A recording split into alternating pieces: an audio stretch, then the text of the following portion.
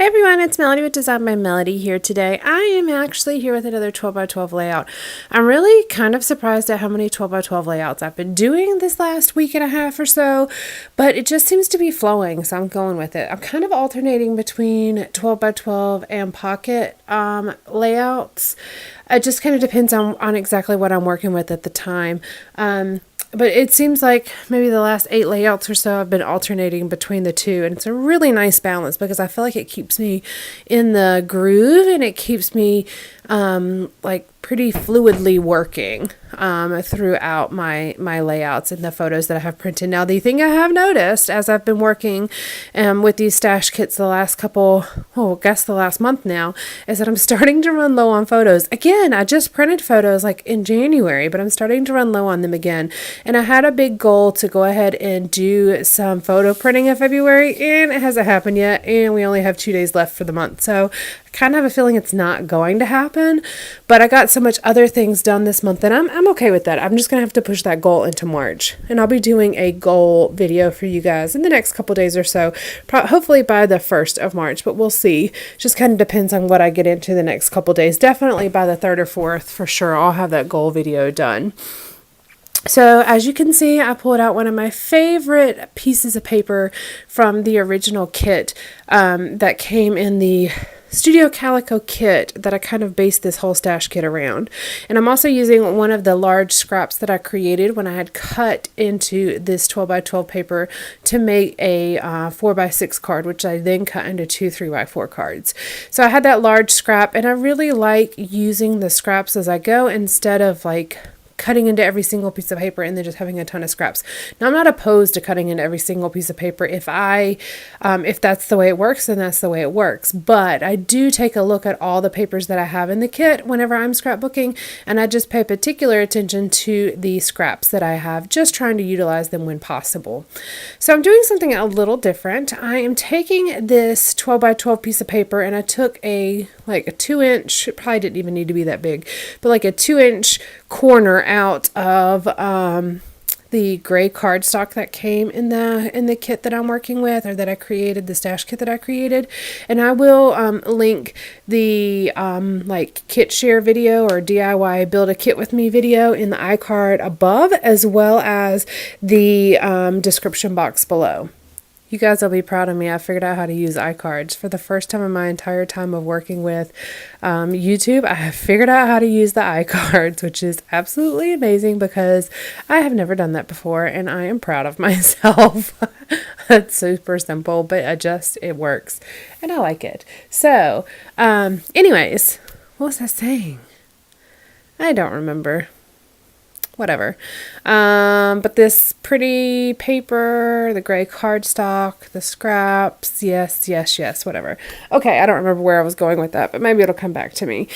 So now that I have kind of the basis for this layout done, and then I trimmed, after I put that gray cardstock along the side, I just trimmed a little bit of the striped paper that has the heart on it off to make it back to a 12 by 12. So it basically adds a gray strip to the right and the bottom. And what that reminds me of is whenever you're reading like text on maybe a flyer or something decorative that has the shadow of the font on it. I think that's what that reminds me of. It's just kind of like it kind of almost gives the layout a 3D effect because it kind of has the shadowing of the layout to the bottom and to the right. So I am doing my best effort here and pulling out these plastic shapes that I don't think I'm ever going to use again. At least not with this particular kit, maybe on another like decorative project or something. But I'm pulling them out and I'm trying them, and I'm also looking at this pocket. So I really like this pocket. It says a pocket full of gems, and I thought it would be fun. So this layout has a picture of Kalen and his grandfather, which is Ernest's father. And I thought it might be kind of fun to journal a couple of things that his grandfather always says and just kind of like stick it in there as like a pocket full of gems, like as far as like nuggets of information kind of thing. But I end up nixing that idea and doing something a little bit different. But that is something to consider in the future, using that little pocket for something like that. I think it would be better in a pocket layout though. That way you could reach in and pull out the journaling versus having to reach all the way into the 12 by 12 page protector and grab it out. Now I have have done to where I have added those pockets and things on the front of the page protector, so that's an interactive piece. You don't have to like reach into the page protector. It's actually interactive on top of it. But I didn't think about that when I was doing this, and I ended up going a different direction, which you will see here soon. I'm creating a title, and I actually forget about this title till the very end. So it's up in the top right of my screen right now because it was sitting on the top of my desk. And I had to cut a few letters to make them work. But I created a title that says Big Love. And so like big love between grandfather and grandson. And I set it up there thinking, oh, I'll figure out how to use this. And then I almost forget about it till like the very end. It's like the very last thing I do on this layout. But I have that glassine bag there thinking that I might put the title on there. And then I forget about it. I just forget about it. I start putting things down. I have a few things already laid out here that I decided to go ahead and just stick down. I already feel like that's where they're going to go. I might as well just stick them down and kind of work around them. I have 2 chipboard pieces. One says check it out, and the other one says adore this, and they're kind of in different shades of teal. Now on that scrap paper that I used to map my photo on, I left the manufacturer strip at the bottom because I had a dark tone on tone teal like diagonal stripe, and I thought it was just a nice kind of addition to this layout, so I left it on there. And because of that, I'm really going to base my colors of my embellishments around that. I'm going to use the teal, and I'm going to use like neutral grays and white, and then I'm also going to use navy. So there is a word strip that I cut out from a piece of paper that I had included in my stash kit when I made it originally, and it was from the Family Ties collection from Photo Play paper, I believe is what it's called, and it was like family related, and there was this one that said generations of strong men, and that was kind of what I based this entire layout around. It was a very small element at the very beginning when I cut those pieces out. One says love at the very bottom and one says generations of strong men, but I thought it was a really nice addition to this layout to really highlight the fact that these are 2 different generations, a generation apart, so really it spans 3 generations. Ernest just doesn't happen to be in this picture. I think he's the one who took the picture. So it just kind of highlights the fact that these are multiple generations here in this photo, and you can't tell from the video because they have some shadowing on their faces just with the way that the sun was at the time. But both of these guys have the biggest smiles on their faces, and you could tell that they are just enjoying their time together. They had been playing football. It had also rained a little bit, so they had been standing under the tree watching the rain. Ernest's dad had moved his lawn chair under the tree, and Kaylin was just kind of like bouncing around is probably the best way to describe what he was doing in the in the protection of the tree watching the rain, and they just sat outside and just enjoyed all day. And I even think at this point in time Ernest's dad was grilling on the grill, and they were just kind of sitting outside playing around while they were waiting on the food to finish cooking. So as you can see, I'm getting some embellishments down, and I'm just really trying to do better about gluing it down as I go. And in a moment here, I'm going to have so many things laid down on my page that I'm just going to stop, glue everything down, and then come back instead of making you watch me glue everything down. But I'll tell you when that happens. So far, I'm just going through all of the embellishments and things that I have in this stash kit, trying to figure out what I want to add. Now, I do add that little cluster of flowers. There were 2 die cuts in that die cut pack that I have. The way that I did that die cut pack is I just dumped it out on the bottom of my desk and kind of sorted through it and picked out different things that could work. And I end up really liking the florals. That's not at all what I thought I would add to this layout, but I just like the color. There's that pop of pink, and there's pink nowhere else on the layout, but it's the very center of the page, and it's just a very minor detail, but I just kind of like the peak of the pop of pink right there. And I, for the very briefest moment, thought about using that pink sequins that came in that sequins pack, but I nixed that idea and go with the dark blue and the teal sequins.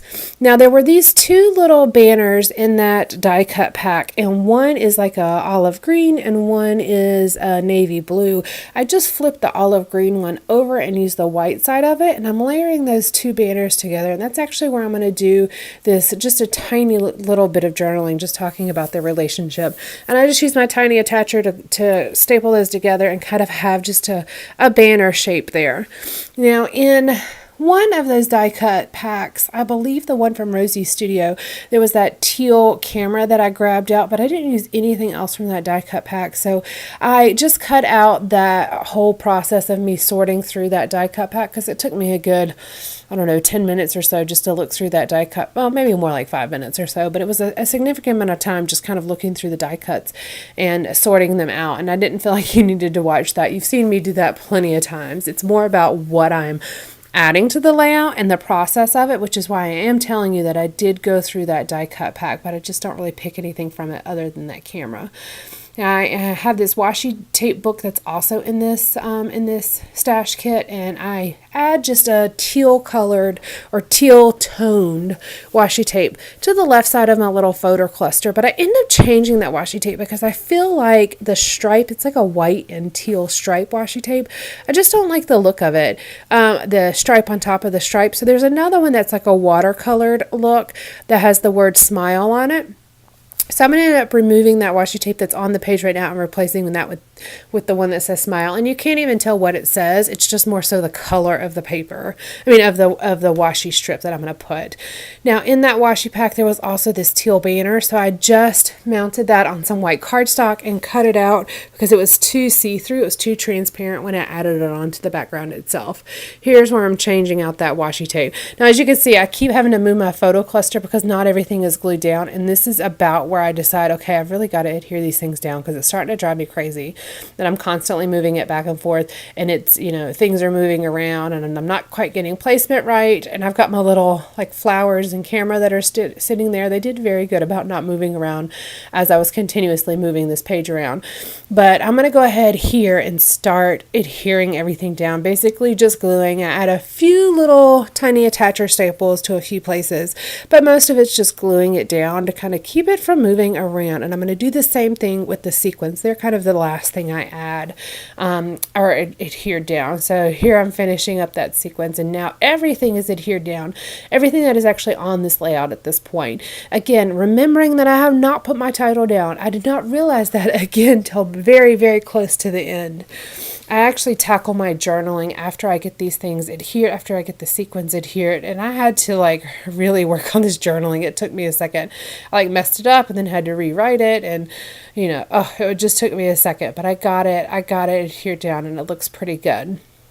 Now, I look at this title and I'm trying to figure out where I want to put it. I can't quite figure it out. My whole struggle with it in the beginning was that it just didn't stand out enough.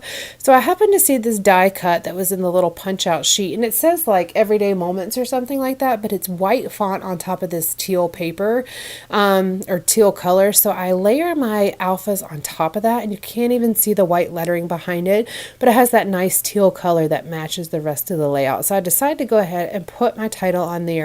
Just kind of trimming the paper a little bit ahead of, you know, where it was punched out of the die cut sheet. So I just trimmed those little tabs off and get it adhered down. So I'm going to put some glue on it and kind of set it down. Then I realized I don't really like it there, and I'm going to move it. I'm going to move it right above where the journaling is. And that's the great thing about most adhesives, is that you can actually remove them as soon as you stick it down, but after it's been stuck down for a few minutes, it's kind of permanent. You can't really move it. But this is where it's actually going to settle, and that is going to be the very end of my layout here. I hope you guys have enjoyed this one. I'm so super pleased with this, and I really like it. It's just a really nice addition to my scrapbook album. All right, I will be back tomorrow with something new. Let me know if you guys have any questions whatsoever, and I'll see you tomorrow. Bye.